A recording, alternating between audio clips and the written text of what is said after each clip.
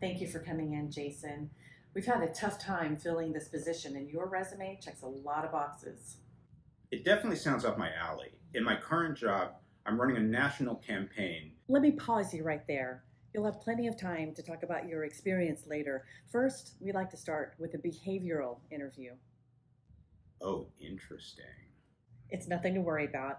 I'm just going to ask you a series of questions to see how you might respond to a variety of situations. Aha, you want to weed out the psychopaths. Exactly.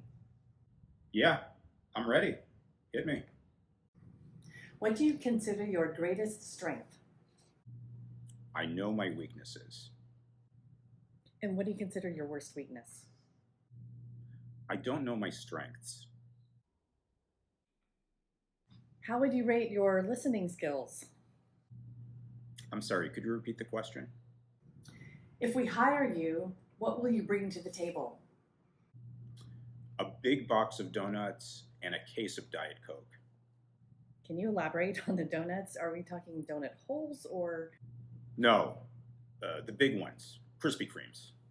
I noticed you didn't mention napkins. I assume we'll be wiping our hands on our shirts. Certainly not. Cloth napkins from Sur La Table. Great. Thanks for clarifying that. Where do you see yourself in 5 years? If things work out today, hopefully right here in this organization. In a role that has no deliverables and where all blame can be deflected. I'm making a note that you're interested in the management track. What's your approach to a complex project? Here's my typical process. I meet with the key stakeholders to understand what a successful outcome looks like. I create a project plan with measurable OKRs. I get management sign-off, and I assign it to our overseas team. Overseas team? Nailed it. What would you do if you saw a baby lying on a sidewalk?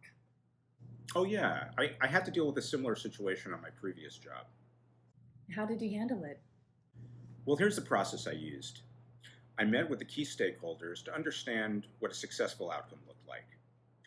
I created a project plan with measurable OKRs. I got management sign-off, and I assigned it to our overseas team. Who were the key stakeholders? That was the baby's parents. I also sent a customer survey to the baby, but I didn't hear back in time. And was the project successful? How is the baby doing? You know, I'm not really sure. I got promoted to a bigger project, and I kind of lost track. That happens.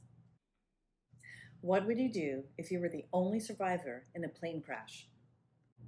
Is the plane on fire? And why does that matter?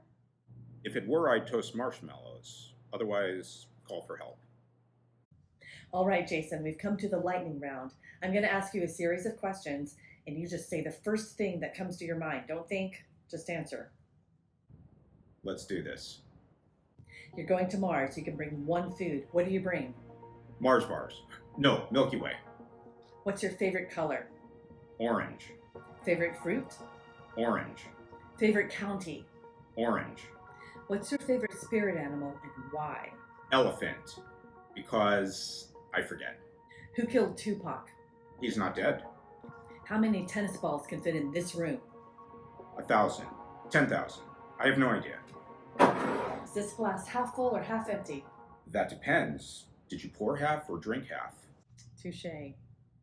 You're doing great, Jason. I just have one last question. One of our core values is DEI, diversity, equity, and inclusion. How do you practice DEI in your work? I treat everyone with equal respect. I'm completely colorblind. I'm sorry, but that's exactly what a racist would say. Thank you for coming in. Yeah, that checks out. Thanks for your time.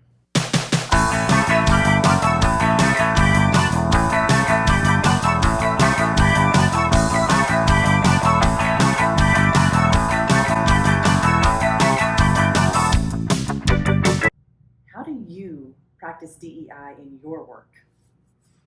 I'm a racist. Great, you'll fit right in.